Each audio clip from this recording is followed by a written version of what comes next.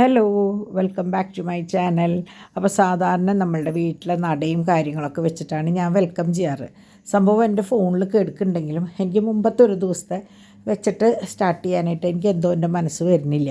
അപ്പോൾ അതുകൊണ്ടാണ് ഞാൻ എവിടെയാണോ ഉള്ളത് അവിടെ നിന്ന് വെച്ച് സ്റ്റാർട്ട് ചെയ്യണത് കേട്ടോ. അപ്പോൾ നമ്മൾ വയനാട് ഇന്നലെ ഞാൻ പറഞ്ഞല്ലോ ഞങ്ങൾ വയനാട് എത്തി എന്നുള്ളത്. ഞാൻ കിടക്കുന്ന വരെയുള്ള വിശേഷങ്ങൾ മക്കളോട് പങ്കുവെച്ചിട്ടാണ് കിടന്നത്. അപ്പോൾ ഇന്നതേ ഇതാണ് ഞങ്ങൾ താമസിക്കുന്ന സെറീൻ വാലി കേട്ടോ.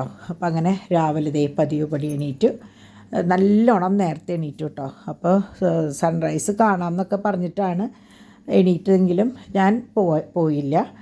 അത് കഴിഞ്ഞ് ഞങ്ങളിതേ എണീക്കുമ്പോൾ തന്നെ ഇന്നലെ കളിച്ച് ആർമാദിച്ചതിന് ശേഷം ഇട്ടിട്ടുള്ള സംഭവങ്ങളാണ് ഇവിടെയൊക്കെ ഇരിക്കുന്നത്. അപ്പോൾ അവർ രാവിലെ തന്നെ ഞാൻ പറഞ്ഞില്ലേ ഇവരുടെ സർവീസൊക്കെ ഭയങ്കര, ആര് എവിടെ നിന്ന് വന്നാലും അവരുടെ രീതി ഭയങ്കര ശ്രദ്ധയാണ് കേട്ടോ നമ്മളുടെ കാര്യത്തിൽ.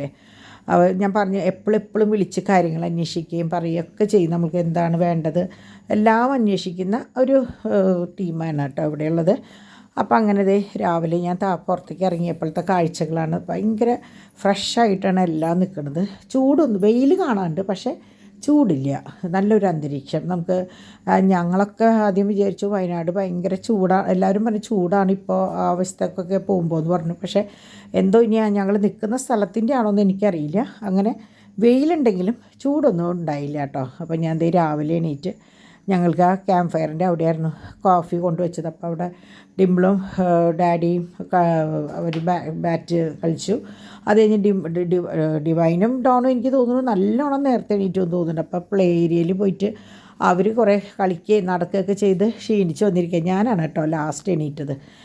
എനിക്ക് ഈ പറഞ്ഞ പോലെ കുട്ടികളുടെ പോലെയൊന്നും എനിക്ക് ഓടി നടക്കാനും ഒന്നും പറ്റണില്ല, വയസ്സായി തുടങ്ങിയില്ലേ. അപ്പം അങ്ങനെ ഞാൻ കുറേ കഴിഞ്ഞിട്ടാണ് കേട്ടോ വന്നത്. ഇവരുടെ കളിയും കാര്യങ്ങളൊക്കെ കഴിഞ്ഞ് ചായ കുടിയൊക്കെ കഴിഞ്ഞ് അപ്പോൾ കുട്ടികളുടേതായിട്ട് രീതിയിൽ കളിക്കുന്നു.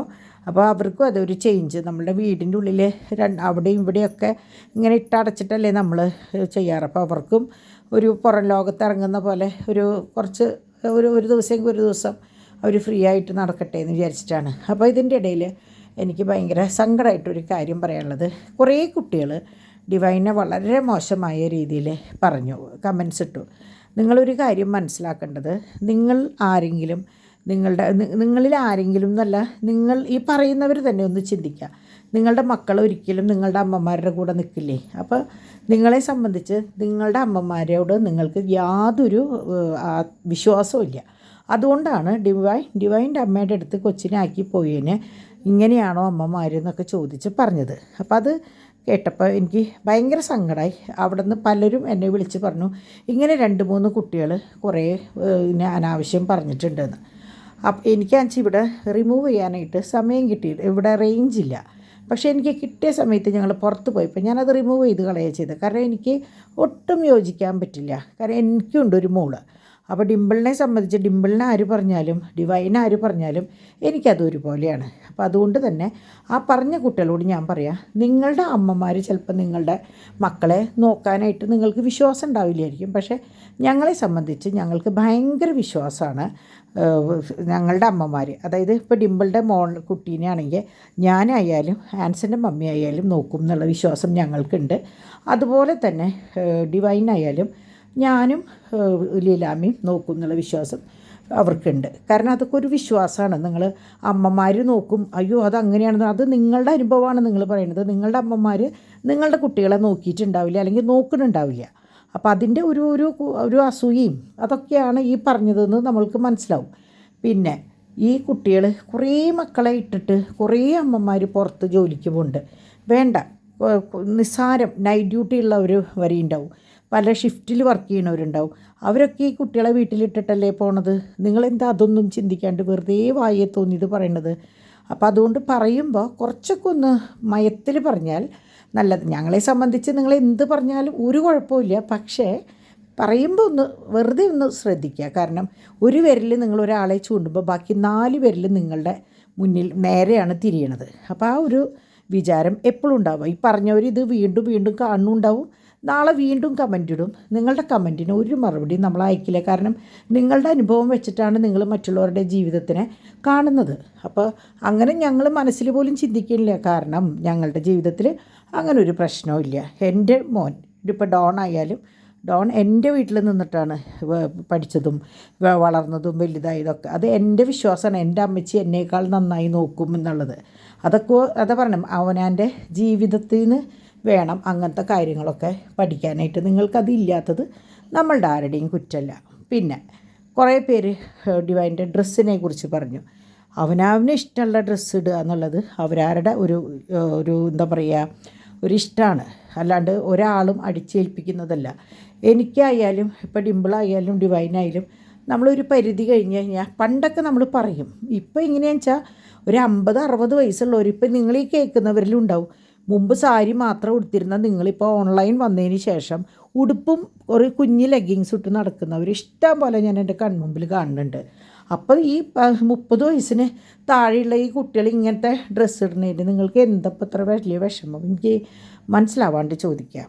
അപ്പോൾ അതൊക്കെ അവിടെ നിൽക്കട്ടെ, നമുക്ക് നല്ല കാര്യങ്ങൾ സംസാരിക്കാം. കാരണം ഇതൊക്കെ വെറും വേസ്റ്റാണ്. വെറുതെ മനുഷ്യന്മാരെ മനസ്സ് വിഷമിപ്പിക്കുക, അല്ലെങ്കിൽ ഞങ്ങളുടെ ഒരു നല്ലൊരു ട്രിപ്പിനെ മോശമാക്കുക, അത്രയേ കണ്ടുള്ളൂ. പക്ഷേ ഞാൻ ഡിവൈനോടായാലും പറഞ്ഞു, ഈ വക കാര്യങ്ങളൊന്നും കേൾക്കണ്ട. കാരണം ഡിവൈനെ സംബന്ധിച്ച് ഡോണിനും ഞങ്ങൾക്കും, അതായത് എനിക്കും ഡാഡിക്കും ഡിമ്പിളിനും ആൻസനും ഇല്ലാത്ത ഒരു വിഷമവും പുറത്തുള്ള ഒരാൾക്ക് ഉണ്ടായിട്ട് കാര്യമില്ല. അപ്പോൾ അതുകൊണ്ട് നിങ്ങൾ പറഞ്ഞുകൊണ്ടേയിരിക്കും, നമ്മളിതിങ്ങനെ നടന്നുകൊണ്ടേയിരിക്കും. ഇത്രയേ ഉള്ളൂ പ്രശ്നം കേട്ടോ. അപ്പോൾ അതവിടെ നിൽക്കട്ടെ. അങ്ങനെ ഞങ്ങളിത് രാവിലെ ബ്രേക്ക്ഫാസ്റ്റ് കഴിച്ചു. ബ്രേക്ക്ഫാസ്റ്റ് നല്ല പൂ പോലെയുള്ള ഇഡ്ഡലി, സാമ്പാർ, ചമ്മന്തി, ചട്നി ഒക്കെ ആയിട്ട് ഭയങ്കര ടേസ്റ്റുള്ള ഒരു ഇതായിരുന്നു കേട്ടോ. പിന്നെ ഓംലെറ്റ് ഉണ്ടായിരുന്നു. അതെല്ലാം കഴിച്ച് അതിൻ്റെ കൂടെ മറ്റേ വാട്ടർമെലൺ ജ്യൂസ്, മറ്റേ തണ്ണിമത്തങ്ങയുടെ ജ്യൂസ് ഉണ്ടായിരുന്നു. അത് കഴിഞ്ഞ് ചായയും കൂടി കുടിച്ചിട്ടാണ് നമ്മളവിടെ നിന്ന് ഇറങ്ങി. അതായത് എന്തും അവർ തരാൻ തയ്യാറാണ്. എല്ലാതും ബഫേ അല്ലാന്ന് മാത്രം, ഇങ്ങനെ എല്ലാതും ഉണ്ടായിരുന്നു കേട്ടോ. അങ്ങനെ ഞാനും പാച്ചും അവിടെ എങ്ങനെയാണെന്ന് വെച്ചാൽ ഡോണും ഡിവൈനും മോനും കൂടി ഒരു വശത്ത് കൂടെ അങ്ങനെ പോയി. ഡാഡി പേപ്പർ വായനയും കാര്യമായിട്ടിരുന്നു. ഞാനും പാച്ചുവും ഡിമ്പിളും, പാച്ചു ഫുൾ ടൈം എൻ്റെ കൂടെയായിരുന്നു. കാരണം എനിക്ക് ഇവൻ്റെ പിന്നാലെ ഓടാനായിട്ട് ഭയങ്കര ബുദ്ധിമുട്ടാണ്. അപ്പം ഞാൻ ചെയ്യുന്ന സൂത്രം എന്താണെന്ന് വെച്ചാൽ ഞാനെടുത്ത് ഒക്കത്ത് വയ്ക്കും. ഒക്കത്ത് വെച്ചാൽ പിന്നെ വലിയ പ്രശ്നമില്ലല്ലോ. അപ്പോൾ അതുകൊണ്ട് അങ്ങനെയാണ് ഞാൻ അവനെ മാനേജ് ചെയ്യുക കേട്ടോ. ഡാഡി എങ്ങനെയാണെന്ന് വെച്ചാൽ അവനെ താഴെ ഇടും. അവൻ ഓടണതിൻ്റെ പിന്നാലെ ഡാഡി ഓടിയിട്ട് ഡാഡിക്ക് വയ്യാണ്ടാവും. അപ്പോൾ ഞാൻ കാണുന്ന സൂത്രമാണ് ഈ ഒക്കത്ത് എടുക്കുക എന്നുള്ളത് കേട്ടോ. ഒക്കത്ത് എടുത്തിട്ട് വല്ല കഥയോ വല്ല വർത്താനമൊക്കെ പറഞ്ഞു കഴിഞ്ഞാൽ മൂപ്പർക്ക് ഭയങ്കര ഇഷ്ടമാണ്. വർത്താനം കേൾക്കാൻ ഇഷ്ടമാണ്. ഇപ്പോൾ എങ്ങനെയാണെന്ന് വെച്ചാൽ നമ്മൾ എന്ത് പറഞ്ഞാലും അത് ഏറ്റു പറയും. പിന്നെ തോമോ പാച്ചും കൂടി ഒന്നിച്ച് നിൽക്കുമ്പോൾ നമ്മളൊരാളെ അടുത്ത് വേണം. കാരണം 2 പേർക്കും അങ്ങോട്ടും ഇങ്ങോട്ടും അറിയില്ല. അവർ വർത്താനം പറയുമ്പോൾ എന്തെങ്കിലും ഒന്ന് അങ്ങോട്ടും ഇങ്ങോട്ടും കൈകൊണ്ടും കാലോടും തട്ടിക്കഴിഞ്ഞാൽ, പ്രത്യേകിച്ച് ഇവിടെ എങ്ങനെയാണെന്ന് വെച്ചാൽ ഫുൾ കോൺക്രീറ്റ് ഇട്ടിട്ടുള്ള മറ്റേ ടൈലുകളാണ്. അപ്പോൾ പറ്റില്ല. അങ്ങനെ ഞങ്ങൾ ബ്രേക്ക്ഫാസ്റ്റൊക്കെ കഴിഞ്ഞ് ഫ്രഷായി ഞങ്ങളൊന്ന് ഔട്ടിങ്ങിന് പോകാമെന്നുള്ള ഒരു ഇതിനട്ടാ. അപ്പോൾ അതിന് മുമ്പായിട്ടപ്പോൾ കുട്ടികൾ പറഞ്ഞു നമുക്കൊരു കാര്യം ചെയ്യാം, മറ്റേ പൂളിൽ പോവാം. അത് കഴിഞ്ഞ് അവിടെ കുറേ സംഭവങ്ങളുണ്ട് കാണാനായിട്ട്. ഈ റിസോർട്ടിൽ തന്നെ ഉണ്ട് കേട്ടോ കുറേ. അപ്പോൾ നമുക്ക് അതൊക്കെ കഴിഞ്ഞിട്ട് മതിയെന്ന് പറഞ്ഞു. അപ്പോൾ ഞാൻ സത്യം പറഞ്ഞാൽ എൻ്റെ ജീവിതത്തിൽ ഞാൻ പൂളിൽ ഇറങ്ങിയിട്ടുണ്ടായിരുന്നില്ല ഇതുവരെ. ചെറുപ്പത്തിൽ എപ്പോഴും ഉണ്ടായെങ്കിലും വലുതായിട്ട് ഞാൻ അങ്ങനെ ഒരു സംഭവം വെള്ളത്തിൽ ഇറങ്ങിയിട്ടുണ്ടായിരുന്നില്ല. ബീച്ചിലൊക്കെ പോവും, എന്നാലും ഞാൻ അങ്ങനെ വല്ലാണ്ട് വെള്ളത്തിലിറങ്ങുന്ന ഒരു സ്വഭാവം എനിക്കില്ല കേട്ടോ. എനിക്കെന്തോ ഞാൻ കരക്കിയ കുട്ടികളെ നോക്കി അവിടെ ഇരിക്കും, അങ്ങനെയാണ്. പണ്ടൊക്കെ ബീച്ചിലാണെങ്കിൽ ചെരുപ്പൊക്കെ കൂട്ടിയിട്ടിട്ട് ഞാൻ അവിടെ ഇരിക്കും, അങ്ങനെയൊക്കെ ആയിരുന്നു.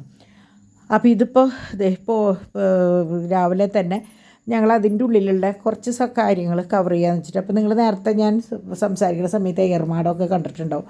അപ്പോൾ അതും കാര്യങ്ങളും അതൊക്കെ കഴിഞ്ഞ് ഓരോ സെക്ഷൻ ഇതിൻ്റെ ഉള്ളിൽ തന്നെ ഉണ്ട് കേട്ടോ, കുറേ കാണാനും കേൾക്കാനൊക്കെ ആയിട്ട്.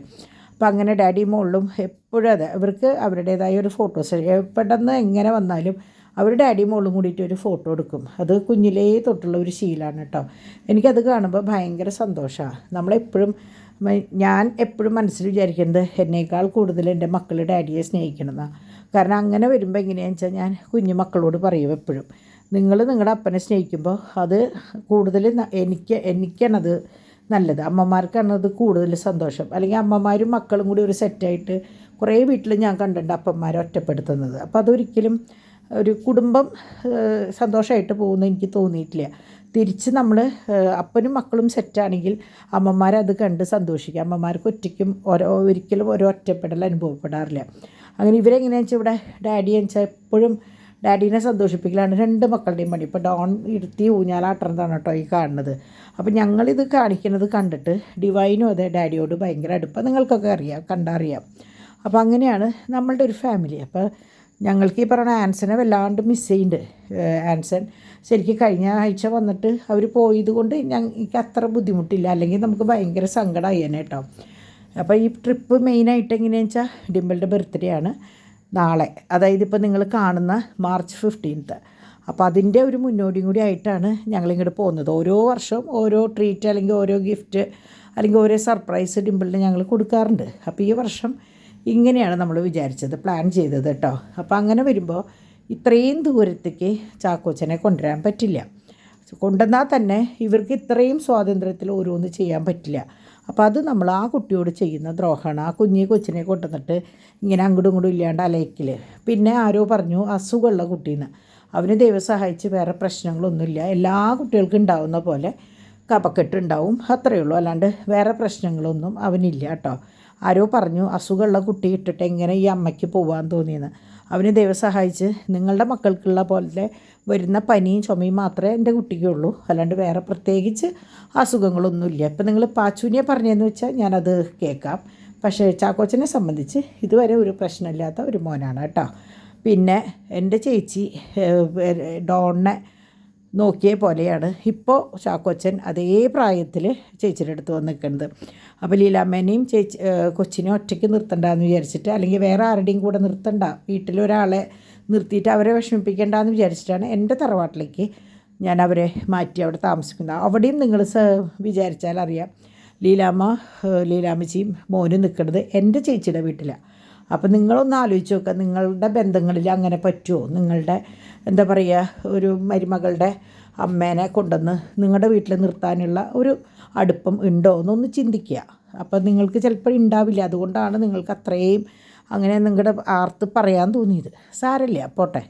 അങ്ങനെ ഞങ്ങളിതേ ബ്രേക്ക്ഫാസ്റ്റൊക്കെ കഴിഞ്ഞ് ഞങ്ങളിതേ പുറത്ത് പോയി പൂളിലൊക്കെ പോയി കഴിഞ്ഞതിന് ശേഷമാണ് കേട്ടോ ഞങ്ങളിതേ പുറത്തേക്ക് പോയി. ഉച്ചയ്ക്ക് ഊണൊക്കെ കഴിഞ്ഞ് നല്ല ഭക്ഷണമായിരുന്നു കേട്ടോ. ഉച്ചയ്ക്ക് ബിരിയാണി ആയിരുന്നു, പനീർ ബിരിയാണി. വിശദമായിട്ടുള്ള കാര്യങ്ങളൊക്കെ ഡിവൈൻ്റെയും ഡിംപിളുടെയും ചാനലിലുണ്ടാവും കേട്ടോ. അപ്പോൾ അത് കഴിഞ്ഞ് ഞങ്ങൾ ഉച്ചയ്ക്ക് ബിരിയാണി ആയിരുന്നു. ബിരിയാണി നല്ല പനീർ ബിരിയാണി, മിക്സഡ് വെജിറ്റബിളാണ്, പക്ഷേ അതിൽ പനീറാണ് മെയിനായിട്ട് അവർ യൂസ് ചെയ്തിട്ടുണ്ടായിരുന്നു കേട്ടോ. അത് കഴിഞ്ഞ് ഞങ്ങൾ അവിടെ നിന്ന് ഒരു ഡാമിലേക്ക് പോയി. അപ്പോൾ അവിടുത്തെ വിശേഷം, അപ്പോൾ അവിടെ നിന്ന് ഇറങ്ങിയപ്പോൾ ഞങ്ങൾ ഐസ്ക്രീമും ജ്യൂസൊന്നും കഴിക്കാത്ത കാരണം വഴിയിൽ നിന്ന് ഓരോ ചോക്കോബാർ കഴിച്ചിട്ടാണ് ഇവിടേക്ക് വന്നത് കേട്ടോ. അപ്പോൾ ഇതൊരു ഡാമാണ്. ഈ ഡാമിലത്തെ വിശേഷം മൊത്തം നിങ്ങൾക്ക് കാണാനായിട്ട് ഡിവൈൻ്റെ ചാനൽ ഫോളോ ചെയ്താൽ മതി, കണ്ടാൽ മതി കേട്ടോ. അപ്പോൾ ഞങ്ങൾ എങ്ങനെയാണെന്ന് വെച്ചാൽ, കുറേ പേര് പറയും സെയിം കണ്ടൻറ്റ് എന്ന് പറയും. ഞങ്ങളുടെ സെയിം കണ്ടൻ്റ് അല്ല. ഞങ്ങളെങ്ങനെയാണെന്ന് വെച്ചാൽ 3 ആളും 3 രീതിയിലാണ് എടുക്കുക. എന്നെ സംബന്ധിച്ച് ഞാൻ ഒരു ദിവസം നടക്കുന്ന എല്ലാ കാര്യങ്ങളും വളരെ ക്രിസ്പായിട്ട് നിങ്ങളുടെ മുന്നിലേക്ക് എത്തിക്കും. നമ്മളുടെ ജീവിതം അതാണ് ഞാൻ കാണിക്കാറുള്ളത്. പക്ഷേ ഡിംപിൾ എങ്ങനെയാണെന്ന് വെച്ചാൽ ഈ റിസോർട്ടിൽ വന്ന തൊട്ടുള്ള കാര്യങ്ങളാണ്, റിസോർട്ടിനോട് ചുറ്റിപ്പറ്റിയുള്ള കാര്യങ്ങളാണ് ഡിംപിൾ കാണിക്കുന്നത്. ഡിവൈൻ എങ്ങനെയാണെന്ന് വെച്ചാൽ നമ്മൾ പോകുന്ന ചില പ്രധാനപ്പെട്ട സ്ഥലങ്ങൾ അവിടെ മാത്രമാണ് ഡിവൈൻ കവർ ചെയ്യണത്. അപ്പോൾ അതുകൊണ്ട് എൻ്റെയിൽ കണ്ടത് ഡിംപിളുടെയിലും കണ്ടത് ഡിവൈൻ്റെയിലും ഒരിക്കലും കാണില്ല. ഞാനെങ്ങനെയാണെന്ന് വെച്ചാൽ ഇന്നോടത്തൊക്കെ പോയി എന്ന് പറയുന്നല്ലാണ്ട് അവിടുത്തെ കുറേ കാര്യങ്ങളൊന്നും ഞാൻ കാണിക്കില്ല. അത് വിശദമായിട്ട് കാണണമെങ്കിൽ, ഇപ്പോൾ റിസോർട്ടിൻ്റേതായ കാര്യങ്ങൾ കാണണമെങ്കിൽ ഡിംപിളുടെ ചാനലും, ഇപ്പോൾ ഞങ്ങൾ ഔട്ടിങ്ങിന് പോയ കുറച്ച് ഔട്ടിങ്ങിന് പോയിട്ട് ബോട്ടിങ് ഇതൊക്കെ കുറേ സംഭവങ്ങളുണ്ടായിരുന്നു, അതൊക്കെ കാണണമെങ്കിൽ ഡിവൈൻ്റെ ചാനലിലും പോയാൽ കണ്ടറിയാം കേട്ടോ. അപ്പോൾ അങ്ങനെയാണ്. അപ്പോൾ അങ്ങനെ ഞങ്ങളുടെ സന്തോഷം എന്ന് പറയുന്നത് ഇതാണ്. ഒന്നിച്ച് ഒരു യാത്ര പോവുക, വഴിയിൽ കണ്ടതും കേട്ടതൊക്കെ വാങ്ങി കഴിക്കുക. അപ്പോൾ നിങ്ങൾ ചോദിക്കും ഇതെന്താ അത് ഇങ്ങനെ അസുഖം വരും, അത് വരും, ഇത് വരുന്ന. അസുഖം വരാത്ത മനുഷ്യന്മാരില്ല. ഒന്നും എന്താ പറയുക, എല്ലാം നോക്കുന്ന മനുഷ്യനായാലും എന്തെങ്കിലുമൊക്കെ പ്രശ്നങ്ങൾ വരും. അത് ഒരു എന്താ പറയുക, വരാനുള്ളത് വഴി തങ്ങില്ല. അല്ലാണ്ട് ഇപ്പം നമ്മൾ വഴിയിൽ നിന്ന് ഇപ്പോൾ ഒരു ചായ കുടിച്ചുകൊണ്ടോ അല്ലെങ്കിൽ വേറെ എന്തെങ്കിലും കഴിച്ചുകൊണ്ടോ പ്രത്യേകിച്ച് അസുഖങ്ങളൊന്നും വരില്ല എന്നാണ് എൻ്റെ ഒരു അഭിപ്രായം കേട്ടോ. അങ്ങനെ പിന്നെ കുറേ പേര് എന്നോട് പറഞ്ഞു അങ്ങനെ അത് വരും ഇത് വരും, ക്യാൻസർ വരുന്നത് ഇങ്ങനെയാണെന്നൊക്കെ പറഞ്ഞു. എൻ്റെ അമ്മച്ചിക്ക് ക്യാൻസറായിരുന്നു. എൻ്റെ അമ്മച്ചി എന്നൊക്കെ പറഞ്ഞാൽ സാധാരണ ഒരു ജീവിതം ജീവിച്ചിട്ടുള്ള ഒരാളാണ്. അമ്മച്ചിയുടെ അമ്മ, ഞാൻ 1ൽ പഠിക്കുമ്പോഴാണ് അമ്മച്ചിയുടെ അമ്മ മരിച്ചത് ക്യാൻസറായിട്ട്. അപ്പോൾ അത് പാരമ്പര്യമായിട്ട് വരുമെന്ന് പറയുന്നുണ്ട്. ചിലപ്പോൾ നാളെ എനിക്ക് വരുമായിരിക്കും. പക്ഷെ നമ്മളത് എന്താ പറയുക, ഇതുകൊണ്ടാണ് എന്നങ്ങോട്ട് അടിച്ചേൽപ്പിക്കാൻ നമുക്ക് പറ്റില്ല. കുറേയൊക്കെ നമുക്ക് ശ്രദ്ധിക്കാം, അത്രയേ ഉള്ളൂ. എന്നാലും ഇത് ഞാൻ എപ്പോഴും പറയും, ഒന്നെങ്കിൽ അറ്റാക്ക് അല്ലെങ്കിൽ ക്യാൻസർ, അതെനിക്ക് എന്തായാലും ഉറപ്പാണെന്ന് ഞാൻ പറയും. തമാശയ്ക്കാണ് പറയുമെങ്കിലും അതിലും കുറേ കാര്യങ്ങളൊക്കെ ഉണ്ട് കേട്ടോ. അങ്ങനെ ഞങ്ങൾ അത് കഴിഞ്ഞ് പ്രിയങ്ക ഹിൽസ് എന്നല്ലല്ലോ, അങ്ങനെ ഒരു ഇവിടേക്കാണ് കേട്ടോ പോയത്. അത് അവിടെ എന്ന് പറഞ്ഞാൽ അത് ഈ പറഞ്ഞ പോലെ ഡിവൈനോ ഡിംപിളോ ആരെങ്കിലും ഇടും കേട്ടോ. പേടിച്ചിട്ട് ഒറ്റ ഒരു ഇതിലാണ്, ചെറിയൊരു ഇതിൽ കൂടെ പോകണ്ടായിരുന്നത്. സത്യത്തിൽ ഡോൺ ഡ്രൈവ് ചെയ്തുകൊണ്ട് മാത്രം ഞാൻ അതിലിരുന്നത്. ഡാഡി ആയാലും വേറെ പുറത്തുനിന്നുള്ള ഡ്രൈവേഴ്സ് ആയാലും ഞാൻ ഒട്ടും, എനിക്ക് ഭയങ്കര പേടിയാണ്. പക്ഷേ ഇത് പേടിയുണ്ടായിരുന്നു. കണ്ണടച്ചിട്ടാണ് ഞാൻ സത്യത്തിൽ കയറിയതിട്ട്. ഒരു 4.5 മിനിറ്റ് ഇങ്ങനെയായിരുന്നു. അവസാനം അതിൻ്റെ ടോപ്പിൽ ചെന്നപ്പോൾ എങ്ങനെയാണെന്ന് വെച്ചാൽ ഭയങ്കര ഭംഗിയായിരുന്നു കേട്ടോ കാണാനായിട്ട്, പറയാണ്ടിരിക്കാൻ വയ്യ. പക്ഷെ ചെന്ന് പെടാനായിട്ട് പാടാണ്.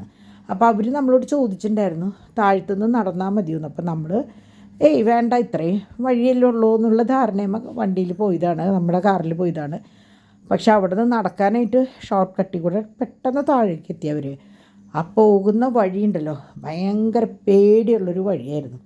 അപ്പോൾ അവിടെ എങ്ങനെയാണെന്ന് വെച്ചാൽ അവർ പറയണത്, മറ്റേ സ്റ്റുഡൻസൊക്കെ രാത്രിയിൽ വന്നിട്ട് പകൽ വന്നിട്ട് അവിടെ ഈർമാടങ്ങളുണ്ട്, വരെ കൊച്ചു ഇതുണ്ട്, അവിടെ ഇരുന്ന് പഠിക്കത്രേ. കാരണം അവിടെ ഒരു ശല്യം, ഒരു ഒച്ചയും ബഹളം ഒന്നുമില്ല, ഏകാന്തത മാത്രമാണ്, ഒരു അനക്കമില്ല ഇത് ഇവിടെയൊക്കെ. അത് കഴിഞ്ഞ് ഒരു വശത്ത് മുഴുവൻ ചെടികൾ നട്ടുപിടിപ്പിക്കുന്നുണ്ട്, റോസ്, ജമന്തി, അങ്ങനെയുള്ള സംഭവങ്ങൾ.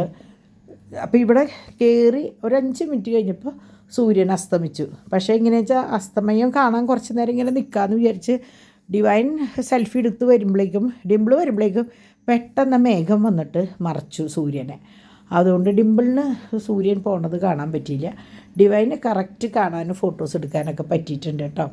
അങ്ങനെ അവിടെ നിന്ന് ഇത് കണ്ടു, ഞാൻ പറഞ്ഞത് റോസൊക്കെ നട്ടുപിടിപ്പിക്കുന്നതാണ്. അവിടെ നിറച്ച് കൃഷിയാണ്. ഇവിടെ നിന്ന് അറ്റം വരെ എത്രയോ ഏക്കർ പറഞ്ഞു, 100 ഏക്കർ എന്നങ്ങടെ പറഞ്ഞ്, അത്രയധികം ഉണ്ട്. അപ്പോൾ അവിടെ മുഴുവൻ ഈ ട്രൈബൽസ്, പണ്ടത്തെ ആൾക്കാരുണ്ട് ഇത്ര അവിടെ. അപ്പോൾ അവരൊക്കെ ഞങ്ങൾ വരുമ്പോൾ ഇപ്പം നമ്മളുടെ സാധാരണ ഡ്രസ്സാണ് അവർ ഉപയോഗിക്കുന്നത്. ഈ മറ്റേ എന്താ പറയുക, ഉണക്ക വിറകൊക്കെ വെട്ടി തലയിൽ വെച്ചിട്ട് കുറേ പേര് ഇങ്ങനെ പോകുന്നുണ്ടായിരുന്നു കേട്ടോ. അങ്ങനെ എന്താ പറയുക, നല്ലൊരു എവിടെയോ എത്രയോ മുകളിലെത്തി നമ്മൾ, കാണാൻ നല്ല ഭംഗിയുണ്ടായിരുന്നു. അപ്പോൾ അങ്ങനെ അവിടുന്ന് അത് കഴിഞ്ഞ് ഞങ്ങൾ അവിടെ നിന്ന് ഇറങ്ങുമ്പോൾ എനിക്ക് തോന്നുന്നു ഒരു 6 മണിയൊക്കെ ആയിട്ടുണ്ട് തോന്നുന്നു. പകൽ തന്നെയാണ് കേട്ടോ ഇറങ്ങിയത്. അവിടെ നിന്ന് ഇറങ്ങി ഞങ്ങൾ വീണ്ടും മറ്റേ റിസോർട്ടിലേക്ക് തന്നെയാണ് വന്നത്. കാരണം ഒക്കെ ആ പരിസരത്തായ കാരണം വലിയ കുഴപ്പമില്ല അവിടെ നിന്ന് കയറി വരാനും ഒന്ന് ഇടയ്ക്ക് കുളിക്കാനും.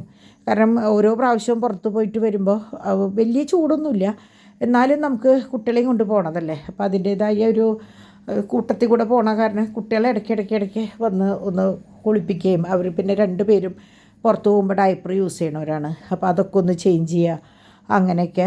അതൊക്കെ കാരണം ഞങ്ങൾ ഇടയ്ക്കിടയ്ക്ക് റിസോർട്ടിൻ്റെ അകത്ത് വന്ന് കുറച്ച് നേരം റെസ്റ്റ് ചെയ്തിട്ടാണ് അടുത്ത ഒരു സ്ഥലത്തേക്ക് പോയിരുന്നത്. അങ്ങനെയാണ് കേട്ടോ, നമ്മൾ കണ്ടിന്യൂസ് ആയിട്ടൊരു യാത്രയല്ലായിരുന്നു. അപ്പോൾ അതുകൊണ്ട് തന്നെ അങ്ങനെ വല്ലാണ്ട് ക്ഷീണമൊന്നും പറ്റിയില്ല. അങ്ങനെ ഞങ്ങൾ വരുമ്പോഴേക്കും ഞങ്ങൾക്കുള്ള ചായ റെഡിയാക്കി വെച്ചിട്ടുണ്ടായിരുന്നു. പക്ഷേ ഇവർക്ക് ചായയല്ല വേണ്ടത്, അവർക്ക് ഇപ്പോൾ ബനിയൻ ഊരിയിട്ട് ഈ റൂമിനോട് അനുബന്ധിച്ച് അകത്ത് തന്നെ ഒരു പൂളുണ്ട്, അവർക്ക് ഇപ്പം ചാടണം അതിൻ്റെ ഉള്ളിലേക്ക്. അങ്ങനെ കുറച്ച് കഴിഞ്ഞപ്പോൾ ഡാഡിയും, ഞാൻ പോയില്ല, ഡാഡിയും മക്കളും കൂടിയിട്ട് പൂളിലേക്ക് വീണ്ടും പോയി. അത് കഴിഞ്ഞ് വന്ന് ഡിന്നർ കഴിച്ചിട്ടാവാം അടുത്ത പരിപാടി എന്ന് വെച്ചു. അപ്പോൾ ഡിന്നറിന് അവരെങ്ങനെയാണെന്ന് വെച്ചാൽ അവർ ഉച്ചയ്ക്ക് എന്നെ ചോദിച്ചു നോൺ വെജ് അവർ ചെയ്യട്ടെ, അവർക്ക് പച്ചക്കറിയേക്കാളും നിങ്ങൾക്ക് അത് കഴിച്ചുകൂടെ എന്നൊക്കെ ചോദിച്ചപ്പോൾ ഞങ്ങൾക്ക് ഇത് നമ്മുടെ ഡോണും ഞാനും ഡിവൈനോടും പറഞ്ഞു. പക്ഷേ ഡിവൈൻ പറഞ്ഞു, ഡിവൈൻ എങ്ങനെയാണെന്ന് വെച്ചാൽ ഒരു നിയോഗം പോലെ മോന് വേണ്ടിയിട്ട് ഈ വഴിപാട് നോയമ്പ് അവസാനിപ്പിക്കാമെന്ന് മനസ്സിലുണ്ടായിരുന്നു. അതുകൊണ്ട് ഡിവൈൻ കഴിച്ചില്ല. ഞാനും ഡാഡിയും ഡോണും ഡിംപിളും കൂടിയിട്ട് കഴിച്ചു കേട്ടോ. അപ്പോൾ ഇന്ന് എനിക്ക് തോന്നുന്നു 30 ദിവസത്തിൽ 30+ ആയിട്ടുള്ളൂ. പക്ഷേ എന്താ പറയുക, കഴിക്കേണ്ട ഒരവസ്ഥ വന്നു. ഇനിയിപ്പോൾ അതിന് പൊങ്കാലിടാനായിട്ട് ആരും വരരുത്. നൊയമ്പെന്ന് പറഞ്ഞാൽ ഓരോരുത്തരുടെ മനസ്സിനെ തൃപ്തിയായിട്ട് എടുക്കുന്നതാണ് നൊയമ്പ്, അല്ലാണ്ട് ഒരാളും നിർബന്ധിച്ച് ചെയ്യുന്ന കാര്യങ്ങളല്ല നൊയമ്പ്. അപ്പം ഞാൻ 25 ദിവസം മനസ്സറിഞ്ഞ് അല്ലെങ്കിൽ 30 ദിവസം എടുത്തിട്ടുണ്ടെങ്കിൽ അത് എൻ്റെ ഇഷ്ടത്തിന് എടുത്തിട്ടുള്ളതാണ്. ഈ വേണ്ടാന്ന് വെക്കുന്നതും നമ്മളുടെ ഇഷ്ടത്തിനാണ്. ഒരാളും നിർബന്ധിച്ചിട്ട് ആരെയും നൊയമ്പെടുപ്പിക്കാറില്ല. അപ്പോൾ ഞാൻ വീണ്ടും വീണ്ടും പറയണേ, ഇനിയിപ്പോൾ ഇതുമ്മേ പറയാനുണ്ടാവും. കാരണം ഒരു കുട്ടി കഴിഞ്ഞ ആഴ്ചയിൽ ഇതുപോലെ പറഞ്ഞിരുന്നു, ഒരു യു എന്ന് പറഞ്ഞിട്ട്. അതിന് ഇത് മാത്രം പണി, വേറെ ഒരു പണിയില്ല. ഇങ്ങനെ ഓരോന്ന് എന്തെങ്കിലും കണ്ട് പറയുക എന്നുള്ളതാണ് അതിൻ്റെ പണി, മെയിൻ പണി. അപ്പോൾ പിന്നെ പണിയുള്ളവർ ആ പണിയും കൊണ്ട് നടന്നോട്ടെ എന്ന് വിചാരിച്ചിട്ട് ഞാൻ പറഞ്ഞില്ലേ, ഞാനൊന്നും വായിക്കാറില്ല, റിമൂവ് ചെയ്യാറാണ് പതിവ്. കാരണം എന്തിനാ അതൊക്കെ കേട്ടിട്ട്, നമ്മളുടെ ഇഷ്ടത്തിന് ജീവിക്കുക, അത്രയേ ഉള്ളൂ. അപ്പോൾ അങ്ങനെ അതെല്ലാം കഴിഞ്ഞ് രാത്രി ഇതേ ക്യാമ്പ് ഫയർ അവർ തീയൊക്കെ ഇട്ട് ഞങ്ങൾ കുറേ, അപ്പം കുട്ടികളൊക്കെ ഈ പൂളിൽ പോയി വന്നതിൻ്റെ ആ തണവൊക്കെ ഉണ്ടായിരുന്നു, അതൊക്കെ ഇതിൻ്റെ ചുറ്റും ഇരുന്ന് മാറി. കുട്ടികൾക്ക് എന്തെന്നാ പറയുക, തോമോനും പാച്ചുവിനും വേറൊരു ലോകം, വേറൊരു എന്താ പറയുക, ഭയങ്കര കളിയും സന്തോഷവും പലതരം ഇത് കാണിത്തു. പാച്ചു കാണിച്ചപ്പോൾ നല്ലോണം വർത്തമാനം പറയാൻ ശ്രമിച്ചു തുടങ്ങി. അപ്പോൾ കുറേ എന്തൊക്കെയോ പറയുന്നുണ്ട് കേട്ടോ അവൻ. അപ്പോൾ അങ്ങനെ എല്ലാം കഴിഞ്ഞ് കിടക്കാരൻ പോയി. അപ്പോൾ പോണ സമയം അപ്പോൾ ഞാൻ വിചാരിച്ചു വോയിസ് ഓവർ കൊടുക്കണോട് കൂടിയിട്ട് പറയാമെന്ന് വിചാരിച്ചു. അപ്പോൾ നാളെ ഡിംപിളിൻ്റെ ബർത്ത്ഡേ ആണ്. അപ്പോൾ നിങ്ങൾക്ക് എല്ലാവർക്കും അറിയുന്ന പോലെ എന്താ പറയുക, ഡിംപിളിനെ ഞാൻ ശരിക്കും പറഞ്ഞാൽ 31 വർഷം പിന്നിലേക്ക് പോയി. ഈ ഒരു ദിവസം എന്ന് പറയുമ്പോൾ നമ്മൾ മാർച്ച് 1 ആയിരുന്നു എൻ്റെ ഡേറ്റ്. പക്ഷേ ആ മാർച്ച് 1 പോയിട്ട് നീങ്ങി 14 ഞാൻ ഡോക്ടറോട് പറഞ്ഞു, എൻ്റെ കുട്ടിക്ക് എന്തെങ്കിലും വന്നു കഴിഞ്ഞാൽ ഡോക്ടറെ ഞാൻ പറ്റില്ല, ഞാൻ ജീവിച്ചിരിക്കില്ല കേട്ടോ എന്നൊക്കെ പറഞ്ഞത് ഇന്നും എനിക്ക് ഓർമ്മയാണ്. അപ്പോൾ ഡോക്ടർ അന്നൊരു വാക്ക് പറഞ്ഞു, ഈ കുട്ടി എന്തോ പ്രത്യേകതയുള്ള കുട്ടിയാണ്, അതാണ് അവൾ വരാനായിട്ട് ആ കുട്ടി വരാനായിട്ട് വൈകണേന്ന് പറഞ്ഞു. പക്ഷേ എനിക്കത് മകളാണെന്ന് അറിയായിരുന്നു കേട്ടോ. കാരണം ആ സമയത്തൊക്കെ സ്കാൻ ചെയ്യുമ്പോൾ നമ്മളേറ്റവും അടുത്തുള്ളവർ നമ്മൾക്ക് പറഞ്ഞു തരുമായിരുന്നു ഇത് മോളാണ് അല്ലെങ്കിൽ ഇത് മോനാണെന്നുള്ളത്. അന്നെങ്ങനെയാണെന്ന് വെച്ചാൽ എന്നോട് പറഞ്ഞത് ഇൻഡയറക്റ്റായിട്ടാണ്. ഡോണിനോട് പറഞ്ഞു, നിനക്കൊരു ബേബി സിസ്റ്ററെ അല്ലേ ഇഷ്ടം, തമ്പുരാനോട് പ്രാർത്ഥിച്ചോ തരൂട്ടോ എന്ന് പറഞ്ഞപ്പോൾ നമുക്കതിൽ നിന്ന് മനസ്സിലായി പെൺകുട്ടിയാണ്. അങ്ങനെ മോള് വരണതിൻ്റെ മുമ്പ് തൊട്ട് തന്നെ ആങ്ങളെ പെങ്ങൾക്ക് വേണ്ടി കംപ്ലീറ്റ് അന്ന് 7 വയസ്സവരെ എല്ലാ കാര്യങ്ങളും ഒരുക്കി ഞങ്ങൾ കാത്തിരുന്ന് വന്ന മോളാണ്. 31 വർഷമായെങ്കിലും നമ്മൾക്ക് ഇന്നലെ കഴിഞ്ഞ പോലെയാണ് ഓർമ്മ. അപ്പോൾ എന്നും എല്ലാ വർഷവും 2 മക്കൾക്കും അവരുടെ ബർത്ത്ഡേക്ക് ഇന്നും എന്തെങ്കിലുമൊക്കെ ഒരു പ്രത്യേകത ഞങ്ങൾ ചെയ്യാറുണ്ട് കേട്ടോ. അപ്പോൾ ഈ പ്രാവശ്യത്തെ പ്രത്യേകതയാണ് ഡിംപിളിൻ്റെ ബർത്ത്ഡേ ഇവിടെ ആക്കാന്നുള്ളത്. അപ്പോൾ ആൻസൺ മാക്സിമം വരാൻ ശ്രമിച്ചെങ്കിലും പറ്റിയില്ല. അപ്പോൾ എൻ്റെ മോൾക്ക് എല്ലാവിധ അനുഗ്രഹവും ഇനി ഇവിടുന്ന് അങ്ങോട്ടുള്ള വർഷം തമ്പുരാൻ കൊടുക്കട്ടെ എന്ന് ഞാൻ ആത്മാർത്ഥമായിട്ട് പ്രാർത്ഥിക്കുന്നു. നിങ്ങളുടെ പ്രാർത്ഥനയും അവളുടെ കൂടെ ഉണ്ടാവണം കേട്ടോ.